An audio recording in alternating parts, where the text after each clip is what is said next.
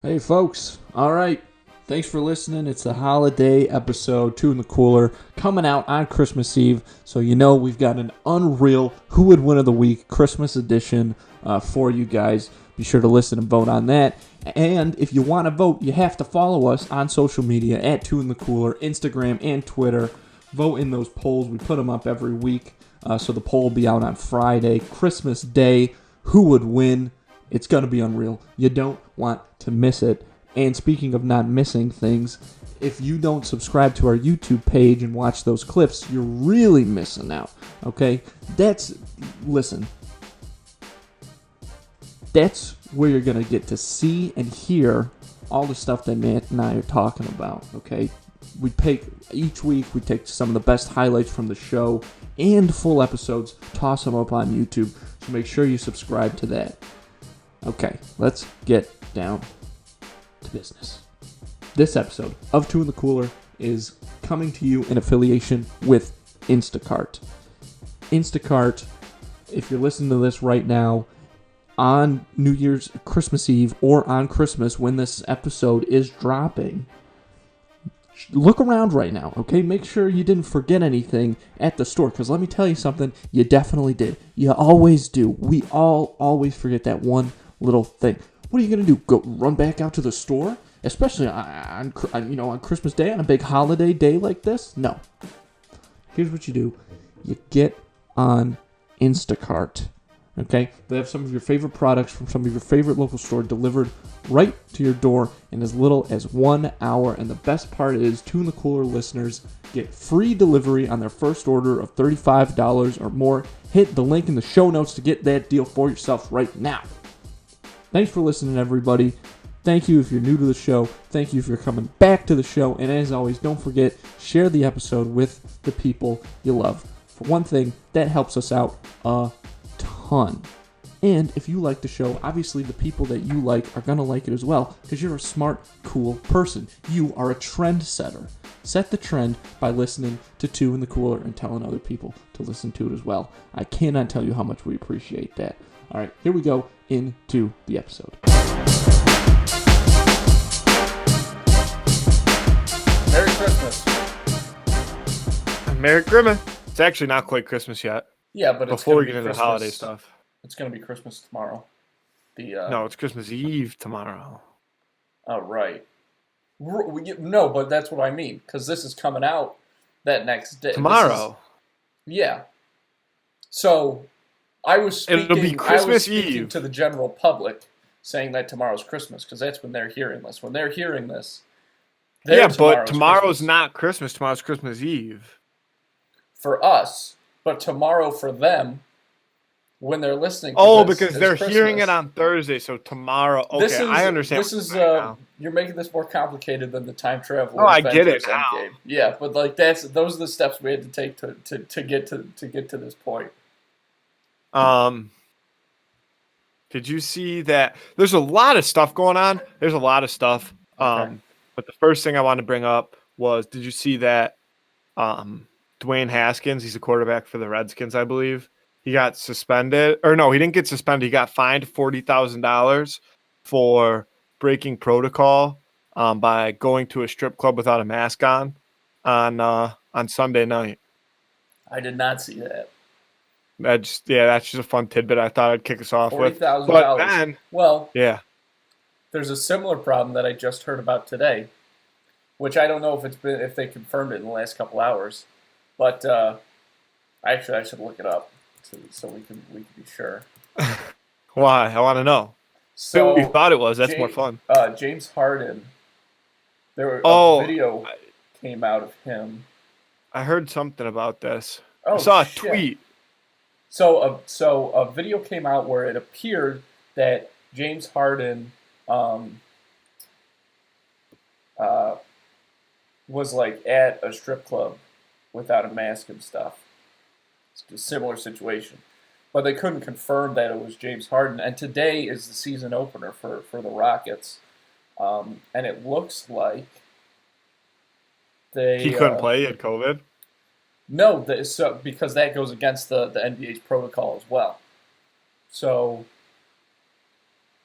this just in, they postponed the game, the Rockets Oklahoma City game that was supposed to go at 8 p.m. Because tonight. he went to a strip club. Hmm. See, that seems excessive. I mean, test the guy. If he tests negative, or just sit him. You don't got to stop the whole thing. But you can't have him show up, and also like you have to you have to like make a point. You know what I mean? Yeah, You but to you me, gotta crack like the down on reason that I stuff. don't like that is because the NBA's like to me that says the NBA's thinking like, hey, James Harden can't play in this game because he might have COVID. Rather than let the Rockets play without him, we have to postpone it because we need James Harden playing because he's No, I such a think that he was like big name. around, like Oh, around the like team. he was still at the training facility or whatever. Like, I don't you know what I know. mean? I mean, I was telling you, I mentioned quick before you hopped on. I've had just a hell of a day, and my give a fuck meter is very low. So Okay. that's like a fucking play the game. I don't care. I got a lot of things to address here too, off the rip. One, Okay. I'm very tired. Mm. Yes. Two, going back to last episode, or maybe it was a couple episodes ago, I had a few people, one person in particular, reach out to both of us and me individually, and a couple other side conversations as well in regards to the whole having sex with aliens things. I want to let people know, just to make it clear, that we do not have sex with aliens. No.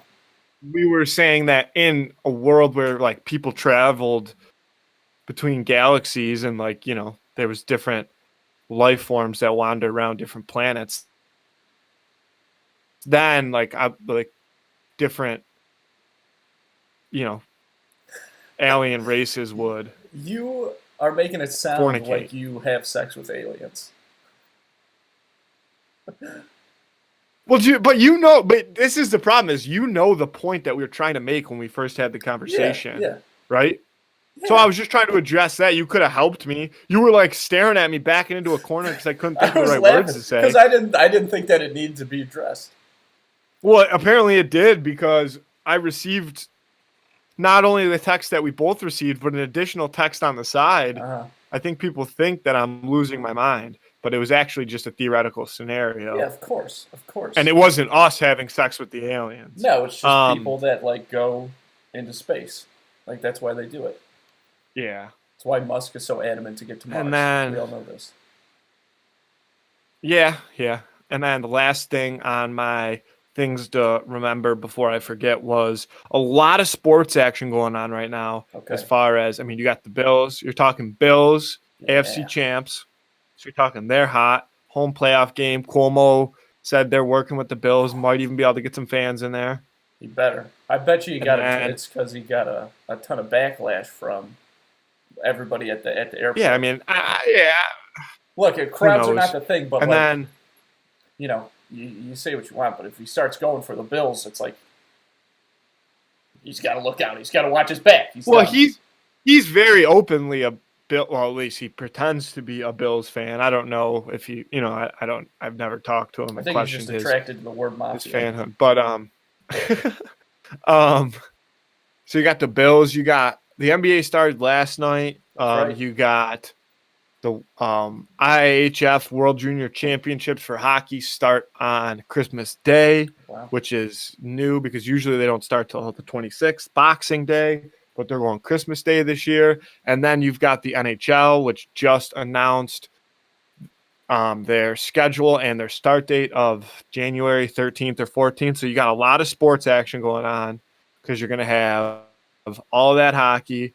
You've got the NBA starting, and you've got football playoffs coming up, college football as well. So sports fans definitely loving life right now, especially if you're a hockey fan. Very excited for the World Junior.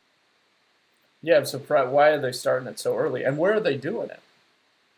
Well, it's only a day early. Still, but where are they doing it? It's got Yeah, to be a so low vid zone. it's in Edmonton. It's in Edmonton. So they've been bubbled up there. The teams have been up there. They're there. They're ready to go. But what was I gonna say? Damn.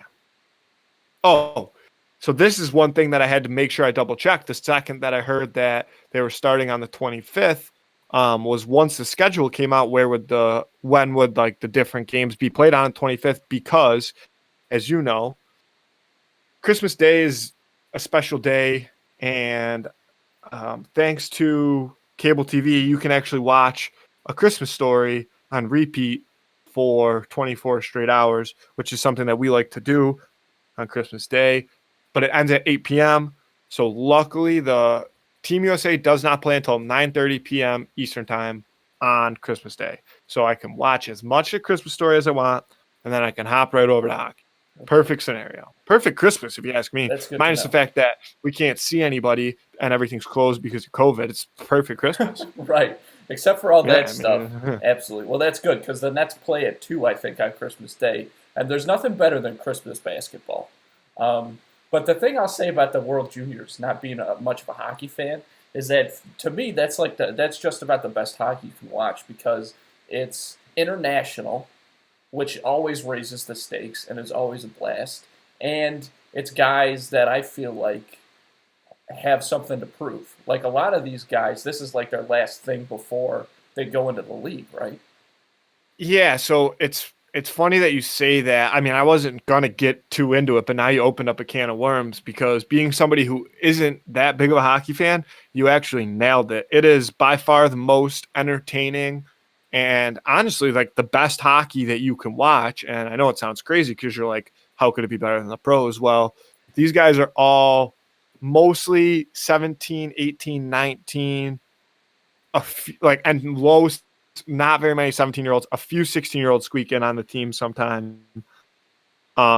So they're all either already drafted and not playing in the NHL yet or are getting ready to get drafted. And again, like you said, it's international, so that raises the stakes. So not only are they competitive and want to win, but they're also highlighting their talent against the best the guys that they're probably going to be playing against for years and years to come, right?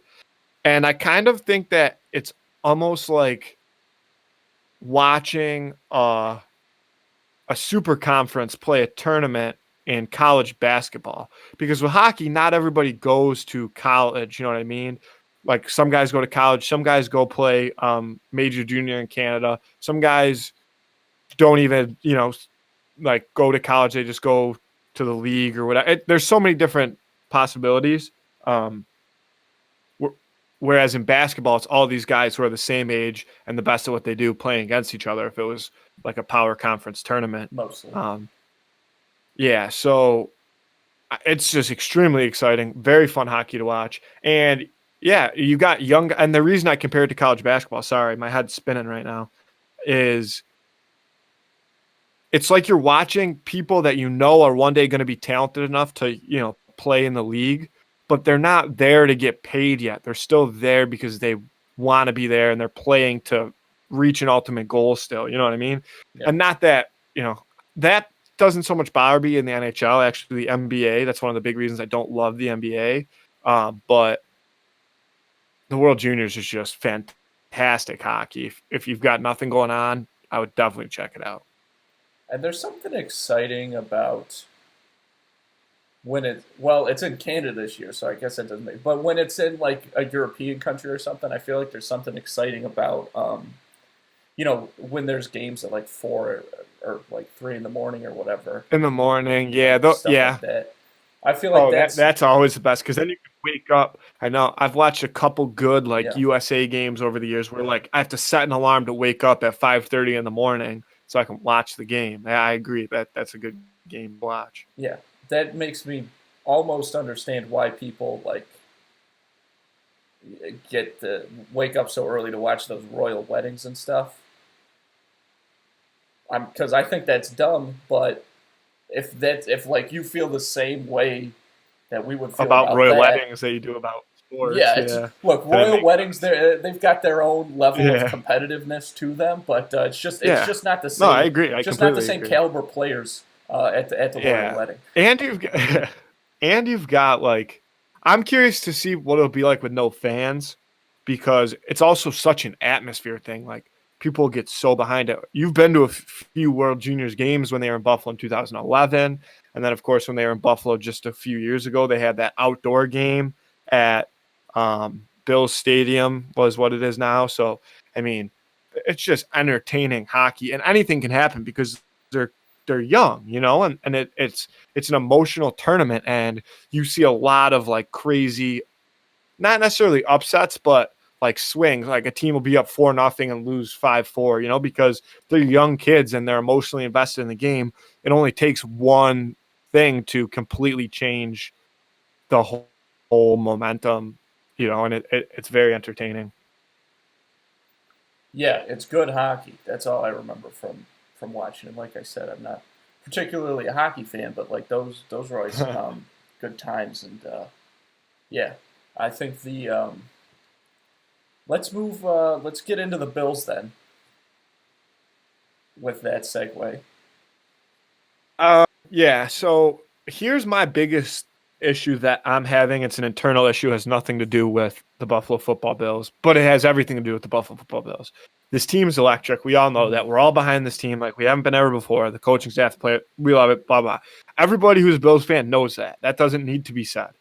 My dilemma, my current dilemma is I am going to Florida on January 2nd. And I believe that is actually the Sunday of the very last. No. So the third, Sunday, January 3rd, is the Bills' very last game of the season. It's a home game against the Dolphins. So their first home playoff game would be Sunday, December 10th. So I haven't booked a return flight home yet. Not that I can go. I mean, if they do let fans, they said 6. Just with season ticket holders alone, they're going to have a lottery. So it's not like we're going to be able to go. Yeah. But I wanted to, and I've talked to other people about this, like go and like, I assume people are going to go tailgate that game. Like, how could you not? You know what I mean? You have to go, or like something. You have to assume it's going to be chaos around Buffalo. So can I afford to not be here? Like, is being at the Bills Backer Bar in Florida good enough? Interesting. It's a different situation. Going to the tailgate, that's going to be unforgettable. Yeah, you will never forget that because it's pandemic. The stadium's closed. You're not supposed to be there. It's so frowned upon. Everybody knows that it's probably not the right choice, but there's a difference between making the right choice on a day-to-day basis and making the right choice when the Bills have their first home playoff game in 25 years. Would you agree? I could not have said that better myself. That's absolutely right. And I'm not saying that people that were like old people that have been Bills fans since the 60s and 70s like should go, but I really think that like everybody that's like a new generation Bills fan, like that's been a Bills fan their whole life because they're from Buffalo and their parents are Bills fans, but they've never experienced the Bills have success. Like it should be our responsibility to show up there. Like our parents were showing up in the 90s with no shirts on in the snow. You know what I mean? Painted "Go Bills" on the chest. Like, how do we not do that for this team? That is just, we wait. A whole generation got skipped, and then they selected us and handed us this torch. That's absolutely right. How do we not? I don't know. You can't a potential sacrifice. That's it. Look, I've said it on the podcast. I've said it a million times before that it's so obvious that the Bills have the best fan base probably in all sports, 100% in the NFL, no contest.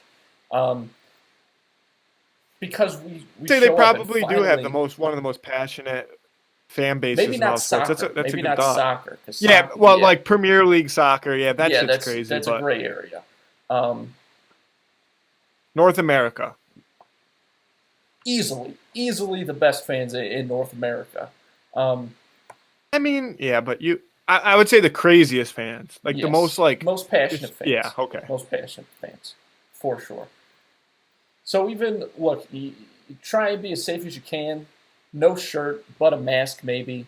But you just have to do it.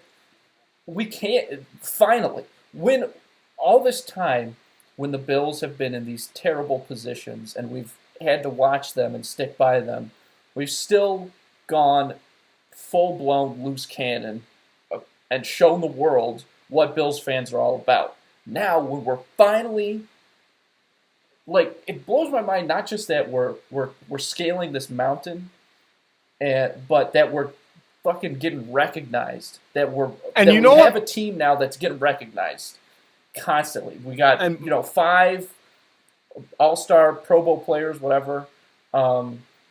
Josh Allen's been Offensive Player of the Week how many times now? Like 3 or 4 this season? This is like my point that I want to say to solidify like what I'm thinking is like you talk to, and our parents, our entire family has said it our whole lives, and you talk to anybody from that generation, they say the same thing. Like, oh, if the Bills ever go back to the Super Bowl or like are ever this good again, like I'm going to the Super, or like I'm going to be, you know what I mean? I'm going to be involved, because you never know how long it could take to do again. And I mean, knock on a ton of wood, I think that the Bills are built for long-term success, but anything is possible. So how, I mean, and this brings me into my next point. Who is responsible for deciding when we go to the airport and when we don't go to the airport? Because like in the past, people have gone to the airport, and obviously they went this past weekend. But I was sitting at home super excited about the Bills win, just doing nothing. I guarantee you that if somebody would have said like, hey, everybody's sending it to the airport, I would have been at the airport. I didn't get, I mean, and I know, like, don't be stupid. Like, people are going to show up at the airport. But how was I supposed to know they were showing up at the airport? I don't even, like, does somebody know that when the Bills plane lands? Obviously, I don't think so, because I saw reports that people were showing up at the airport at like 8 o'clock and their plane didn't land till 1. Yeah. But, like, who is responsible for saying, like, all right, let's go to the airport? And this is what I'm saying is I don't personally want to be responsible for saying, hey, whether they let 7,000 fans in or no fans in, like, people got to be there. I don't want to be responsible for saying that, because I don't know if I could get in legal trouble for like inciting a riot at Bills Stadium. So I'm not saying that, but somebody most definitely should step up and say like, hey, let's get the fuck out there. And like, honestly, because you know, that's the most Bills thing ever. I can see it now, like a video shot of the tailgate lots packed to the rafters with cars. You know, people just plugging their TVs into their cars and stuff and watching the game from there. Yeah, even just or walking to bars. I mean, I guess bars won't be open, but you could do it like some kind of drive-in scenario. You know what I mean? Yes, one person bring a big ass screen and a projector, or like, but it doesn't have to be just one person. Like, people can bring their own TVs if they want. Here's the other thing I'll say though. So again, I'm not planning this. I will more than likely still be out of town. I'm not planning this. But what I will say is, for the people that are thinking like we should plan this and this is a good idea, be careful that if people are really watching their own individual TVs, you'll be streaming them.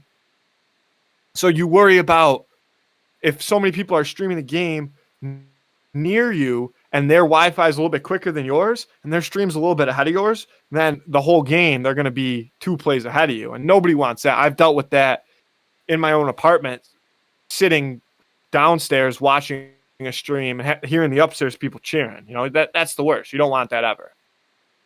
That's a good point. But I'm not organizing this. I'm just saying that somebody should.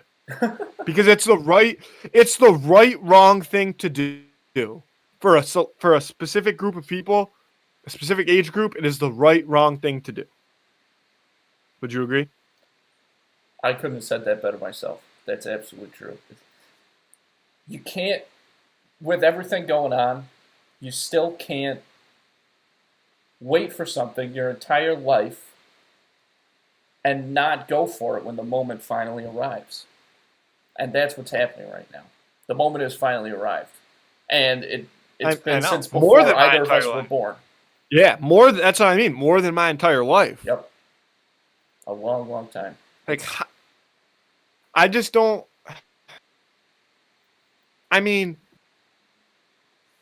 I know you could say this for a lot of things, but could you imagine And I know that this could change things for the Bills season too, but if everything stayed the same as far as the Bills season went, minus the pandemic, like if the city was there week in and week out, like the city would be nuts. Like I can't believe it's held it together as best as it could for this long. Like it's gonna start raining hell very soon if the Bills continue to win. And another thing, and again, I'm not getting too far ahead. I'm not even going to go there. We'll deal with that when we get there. Okay. So we dealt with the Bills. Next up, I want to talk about my car. Can I tell you about my car? Okay. Got to talk about my goddamn car. I know I've been ranting a lot, but I mean, the World Juniors, and you got the Bills and my car. I've been fired up all day. I said I was sleepy. Something lit little fire under my ass, and now I'm trying to crank it all out. My car was supposed to be inspected in July. And I brought my car in June because my parking brake light, not like the parking brake air light on my dashboard wouldn't turn off. So they were like, hey, we fixed it.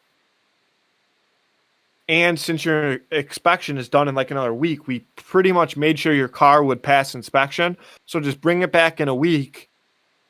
We won't recharge it. We'll just make sure it's all good. Boom, done. By the time I brought it back, the parking brake thing was messed up again. And they couldn't figure out what it was, so it wouldn't pass inspection.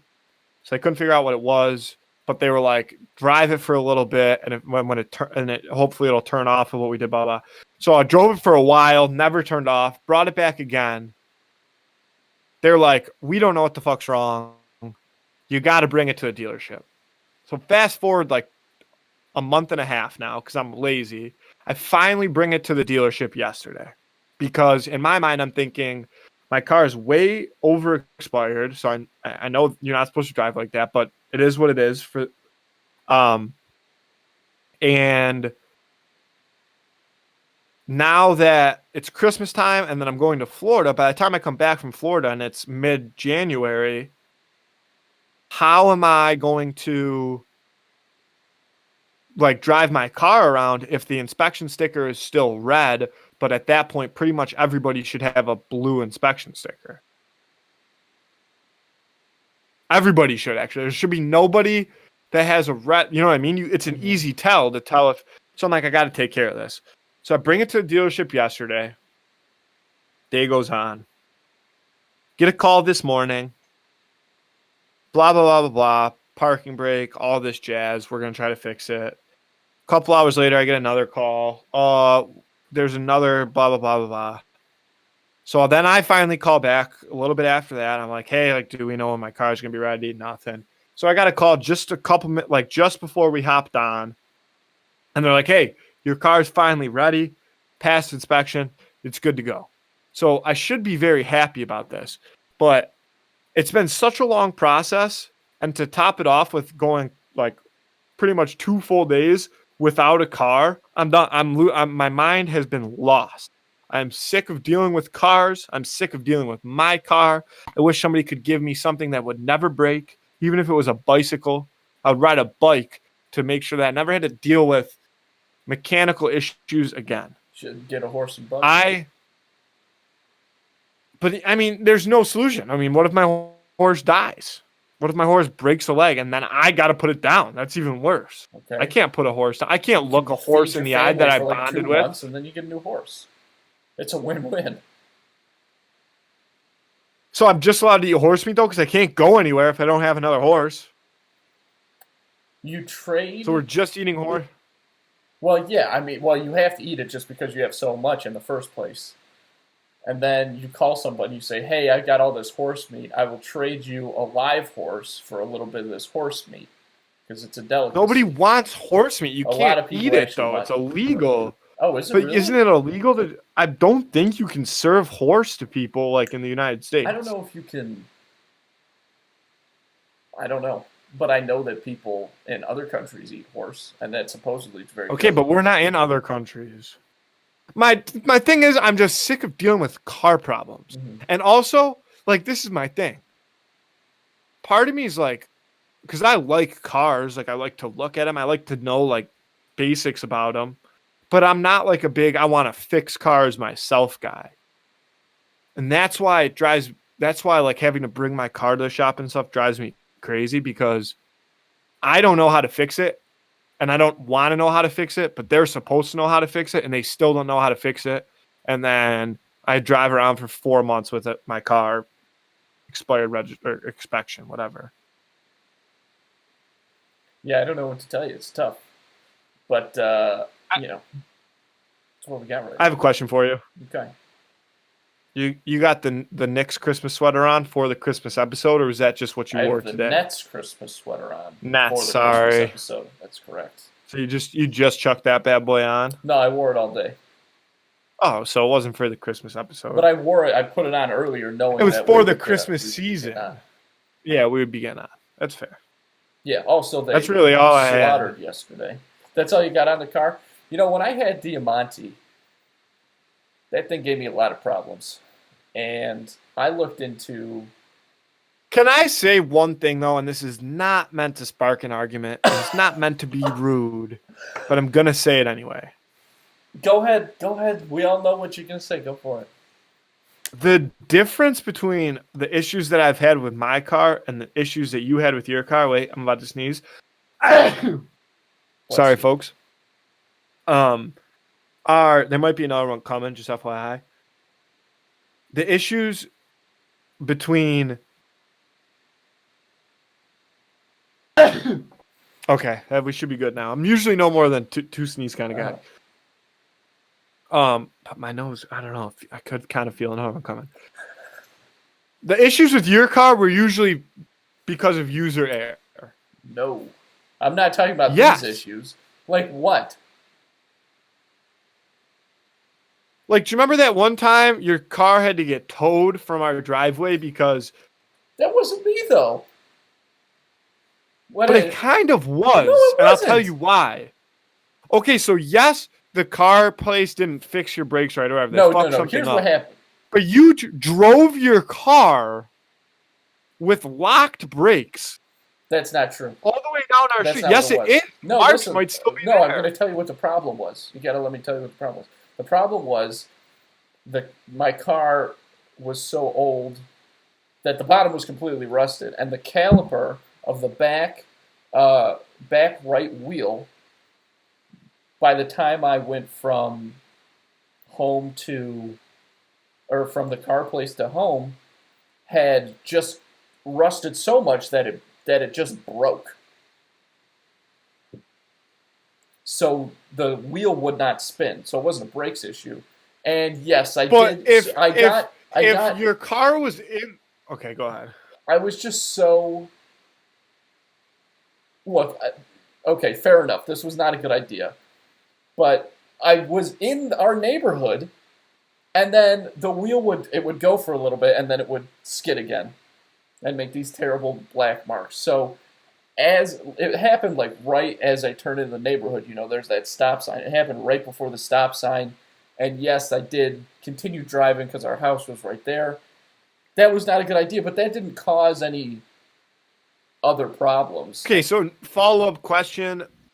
What was your car in the shop for that your caliper was so rusted that it would fall off on the way home, and it was never brought to your attention that it should be fixed?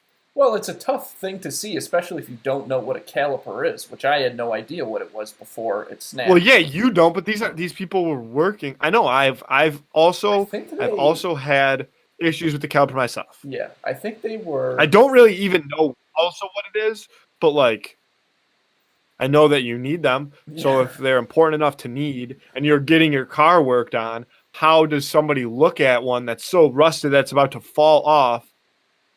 I think I was actually and just be like, eh. I think I was actually getting new tires, maybe. But it was so rusted, but they were like, but it went back on while I was at the shop, and then they just, so it worked, and then it didn't. They replaced it, those, good guys. But yeah, I I remember when that happened, I was on the phone with Sam, friend of the podcast, Sam Phillips, and we were just talking. I turned into the driveway, and then the screech started happening. I didn't know what was going on, so I just screamed. I was like, Jesus Christ! And then I hung up on him. So he thought I got into like a serious accident when really I just ended up driving a broken car all the way home like a damn fool. But luckily it didn't cause too many problems. But that Amante, I loved that car. Had to put it down in the end, which was huge. And that was an unbelievable hassle. But there were times when I had to look up like how to turn your engine light off, the check engine light off, without like fixing the problem. I had YouTube. You just like open the hood and you like mess some shit around, and then it turns it off. Just so you can't see it. It should still be on, but you just can't. Yeah, see it should still be on. There's still a big problem with your vehicle. You're just ignoring it as hard as you can. It's just a hard ignore. But man, that was a great car. I still see him. I still see some of them rolling around sometimes. Yeah, every time I see, and I always see black ones. I never really see them in other colors than black. And every time I see a black one, because the thing about that car. No, I've seen a few. I've seen like a cream one. I've seen like a light blue one. Yeah, some whiter ones, but not like white, like an off-white. And I've seen it almost looks black from a distance, but it's like a navy blue. Seen that one too. That's weird. I've only ever seen black. Because the thing about that car is they released it in such you probably only quantity. ever noticed black though because you drove one. You know what I mean? So you probably only noticed black. That could be a big part of it. But like that's a very distinctive car. Like the front of that car, like grill, and you see it coming at you. Grill and those headlights are very distinctive. So if you see that coming towards you, you know what's what. But like I was saying, that was such a limited release on that car because that's the car that saved Kia. I don't know if you know this, but Kia was going downhill.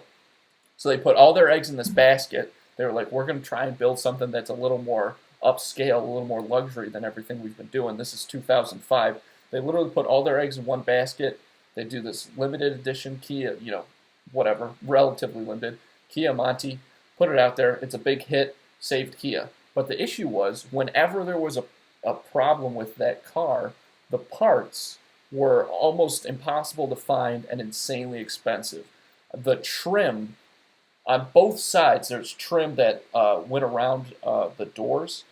The trim on both sides just flew off one day, separate times. So I had them duct taped back on because it was the back, and it was just this big piece of metal flapping around. And you had to orange foam glue on there too at one point. They make trim. They do make trim adhesive that you can buy, but it was so ugly. It barely worked. Yes, well, so it was exposed at one point because the trim was fucked up. So I took it over to this collision spot, and I was like, if I could just get this trim replaced because it's just it was so bent and misshapen. Because I remember the first time it happened, I was driving from Fredonia to Ann Arbor, Michigan, via Canada. So I was on the Canadian highway, and I hear this crazy noise.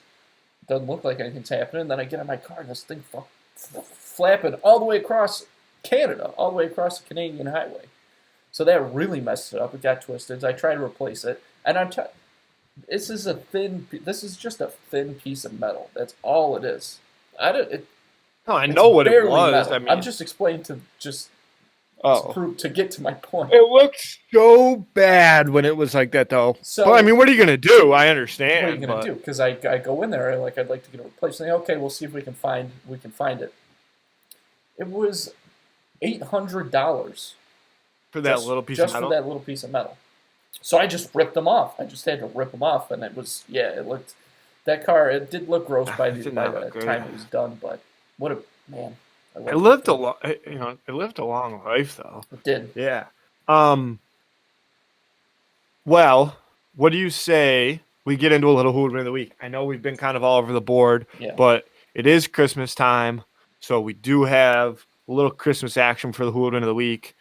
Andy's been pretty excited about this one. One person specifically in specific. Whatever I should have said there is what I meant to say. Andy, so you want to tee us up for this one? Happily.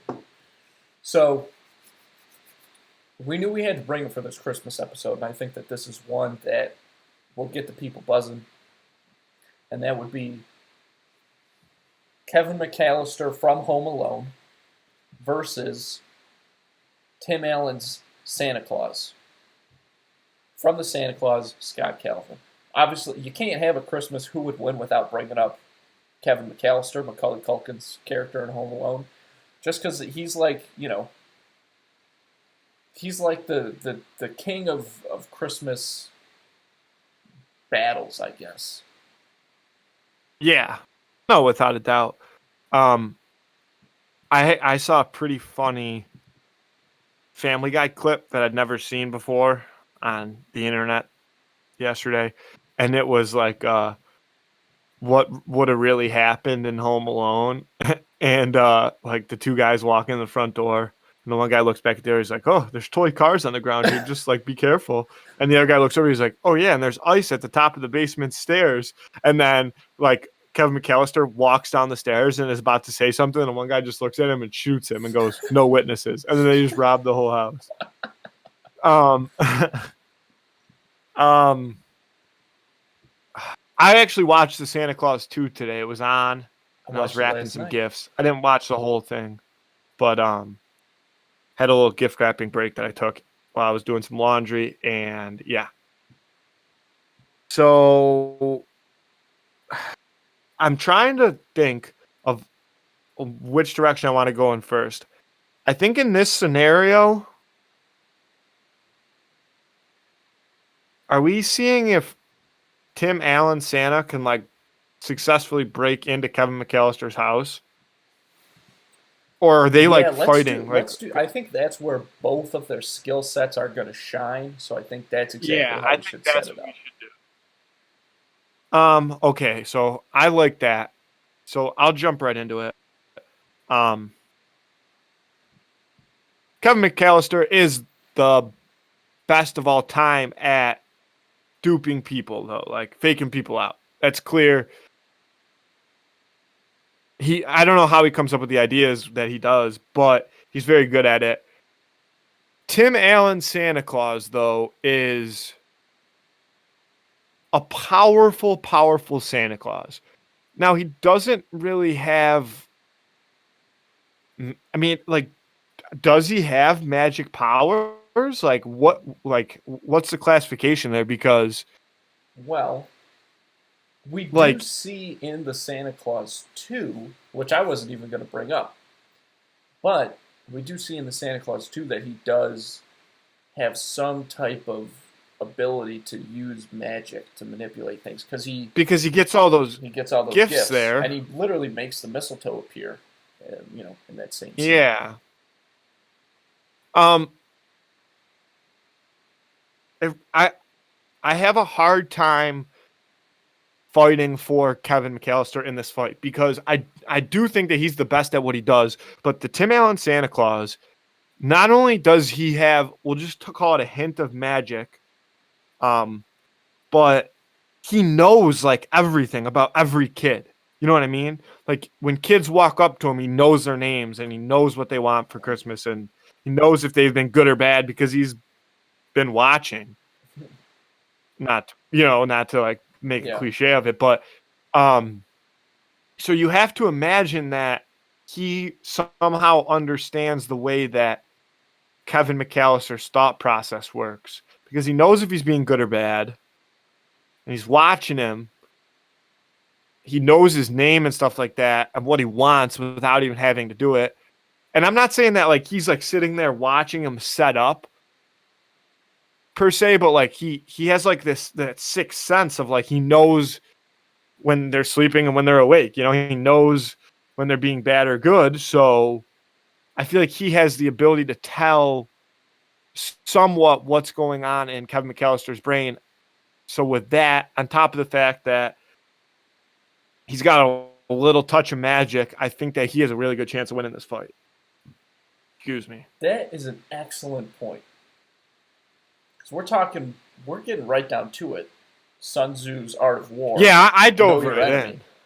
And if you're a kid, who is going to know you better than Santa Claus? If you're Santa Claus preparing to go up Nobody. against a kid, you cannot be better prepared than that. The thing that I like about this matchup, having Tim Allen as opposed to just Santa Claus in general, is that in the first movie, we mostly see this, but he's a very tech-forward Santa Claus. You know, he's got a lot of gizmos and gadgets, and Kevin McAllister also has that mechanical mind, obviously setting up these traps and things like Thrives that. on gizmos and gadgets, yeah. Yes, that's. I think that's where they both thrive, is kind of innovation. And like playing tricks on the eye is big for Kevin McAllister. Or like tricking people's senses, right? With sound Right. and sight and Right. yeah. And Santa definitely, he's got to do everything in the dark, right? So he's obviously kind of like pretty prepared to deal with that stuff. And he's also going into, That's what I mean. He's prepared Every to few sneak minutes. down a chimney and tiptoe over toys that are already there. Mhm. Like, you know what I mean? And Yes. that's kind of his thing. Like, Kevin McAllister was able to fight off people who were breaking into his house expecting no one to be there. Whereas Santa Claus is the master of breaking into people's houses when they are there and not getting caught. and each minute to minute, he's in a different house, a completely different landscape, a completely situation that he has to adjust to. Yeah, and it's unfortunate that these two have to go against each other because you'd have to assume that they'd be best pals, you know. Yeah. I think there would be a lot Not of best respect. pals, but like obviously, Yeah. yeah, like Kevin McAllister would Right, he's a appreciate kid. Tim Allen Gotta as love Santa Claus, and Mhm. Tim Allen as Santa is a great Santa for children. Absolutely. Boy. But I really Man. don't, and I agree that it's a good fight because like you can't underestimate Kevin's abilities because you also have to remember that Santa Claus. I mean, I guess this kind of depends on the scenario again, but I think it's more of a game here. It's more of like a cat and mouse game Yeah. than like Santa Claus is actually trying to break in and either like hurt him or rob him. This is almost. So you have to assume like this is Santa almost- Claus is much more lighthearted than the Sticky Bandits. So if he does at some point maybe get tripped up or something like that, or is he gonna prevail the way that the Sticky Bandits do, even though he doesn't have that evil side to him? Sure. I think so. Because, I mean, he's obviously not evil. But Scott Calvin is Yeah. an emotional guy. But in the scenario, Sure. And I still think in that the scenario, in this scenario, if he gets caught sleeping a couple times and Kevin is able to pull a few things over on him, then he will start to get pretty agitated, which could again work in Kevin's favor. I 100% it would definitely believe work. that. I would definitely work in Kevin's favor, but I want to say this. my theory is I have a hard time believing that even though he's so good at what he does, I think that Santa Claus is better. Like, Santa Claus is pretty much in his brain, Mhm. is how I'm Yeah. looking at it. So I just don't think that he'll be able to pull one over on Santa like he pulls one over on the robbers. Sure, a couple of second-class Right? criminals. Yeah, Yeah. that's an excellent point. Now, Kevin, he's also, I mean, Kevin's a smart kid too. He's definitely aware that Santa is going to have an innate knowledge, kind of like what he's in for. So the question is, So would maybe Kevin goes oppo. But Right. that's what I'm saying. Would Even if Kevin goes Kevin- opposite, wouldn't Santa know that Kevin's going opposite?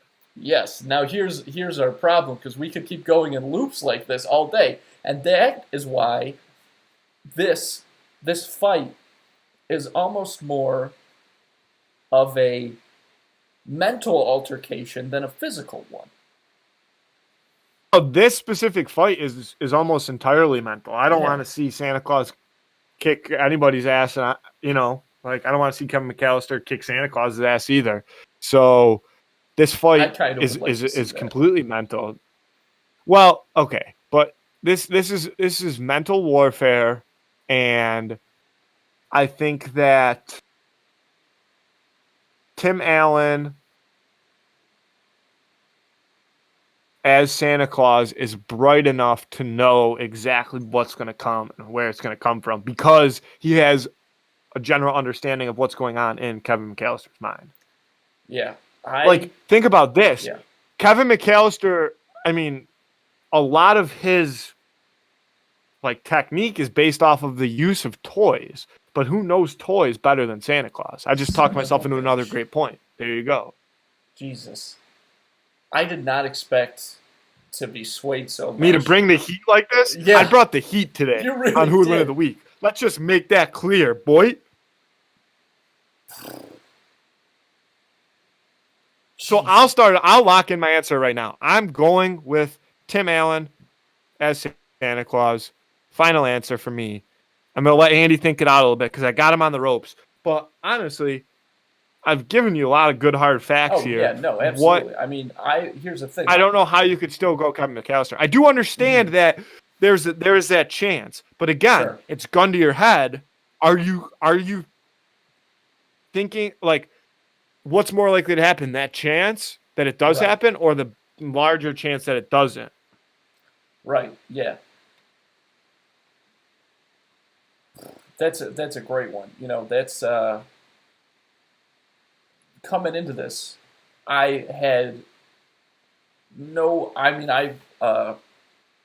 basically did expect Kevin to win, and maybe that's because Tim Allen's Santa Claus is a pretty funny character. And in the first one, we do see him get caught and stuff like that, but that's when he's new to the game. And now that, assuming that he's been in it for a while, which for sure we can, if he's going up against a heavyweight like Kevin, he's going to be bringing the heat. And I think what all this boils down to is that if you're a kid, even at the level of Kevin McAllister, the worst enemy you could hope to go against is Santa Claus. You better hope that Santa does not flip the switch and start turning things around. Because of all those points you made, I mean, look, I think that Kevin would certainly put up a big fight, a great fight, but there's just no way that Santa Claus, Tim Allen Santa Claus, Scott Calvin, wouldn't be able to just sidestep basically and throw the kid for a loop and take him down. So I got to lock in my answer as Tim Allen Santa Claus. Easy, without a doubt, which I can't believe I'm saying it, because I fully expected Kevin to win going into this fight, but when you lay it all out like that, I mean, nobody knows kids better than Santa Claus, and if you're a kid like Kevin and toys are in fact your number one resource, I mean, you're toast. You're toast. You're toast. We said that at the same time. That's good stuff. All right, so as always, vote on that. Andy, it's good to finally have you on the winning side. I bet. But I check that out. Surprised though. I hope you think vote Kevin the right McAllister way. is going to bring the heat? Yeah, because I think that Kevin McAllister is. I think that everybody wants Kevin McAllister to win. I do think that's absolutely. because I thought this on the way in. I was thinking in my head, like, I kind of want Kevin McAllister to win, but I couldn't talk myself into it. And then I was getting on, and I was like, literally, my first thought when I got on was, I think that Andy and I are going to agree. Like, there's no way he doesn't take Tim Allen. And then I had a reverse thought, man in the suit. And I was like, wait a minute. Everybody wants Kevin McAllister to win this fight. Because when you watch the Home Alone movies, you want Kevin McAllister to succeed. Mm-hmm. So it's tough to say that you think he's going to lose. But I do. I think he's going to lose. And in the movies, he surpasses every expectation that you would have for a kid. Yeah, So you're like, And I think that Kevin McAllister, probably more than any other person in Christmas lore, has been used in the way we're using him now, like to if you could go up against Kevin McAllister, like who's going to take him down? Yeah. And I think, like you said, I mean, maybe, it's not up for debate. He's a cute kid. He's gonna be able to charm you. Spin off who would win of the week. We won't get into it now. Honorable mention: Kevin McAllister versus Ferris Bueller. I like that. That's a battle. But spin off, we won't get into it. We'll just leave that sitting in the thoughts and minds of the listeners. That's great you say. But that's a good fight. That's a great fight. Because when they were doing Home Alone, because both of those movies are written by John Hughes. He directed Ferris Bueller, obviously. He didn't direct Home Alone, but he wrote it. And when they were making that movie, that's literally how they described Kevin McAllister, as like a Ferris Bueller, but like a 9-year-old, basically. So it's funny that you say that, and that would absolutely be a great fight. So that's the honorable mention. Great Christmas, who would win? Great Christmas. And since we're into the Christmas stuff now, I had already talked to Andy pre-podcast. There's a lot of stuff going on, so we're not going to stay for too much longer. But I just wanted to bring one thing up, Andy, and I wasn't sure if you wanted to touch on it, but kind of similar to what we talked about when Shannon, our cousin Shannon, was on the podcast. Tough Christmas, right? Usually tonight, December 23rd, we're at our Uncle Anthony's for the more adult Christmas party that our family has, and definitely missing that. So shout out to everybody that would have been there, everybody in the family. We definitely miss you. I'm thankful that Andy, you get to come home at least late on Christmas Eve, so you'll be there for Christmas Day. So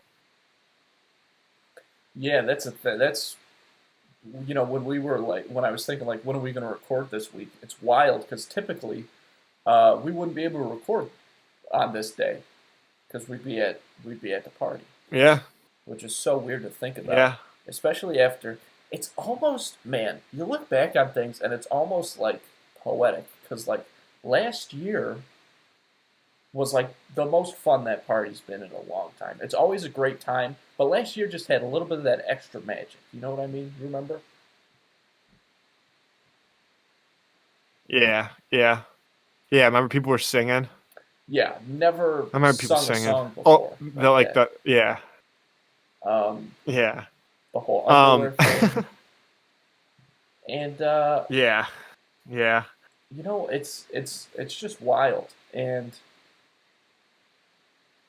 I think that next year it's going to ramp up like that. And I think that's going to be not just for this Christmas party and not just for Christmas, but probably for so many things, right? Yeah. Because there's so many traditions and stuff. And I don't want to say we took them for granted, because we definitely did not. But that were such pillars of normalcy.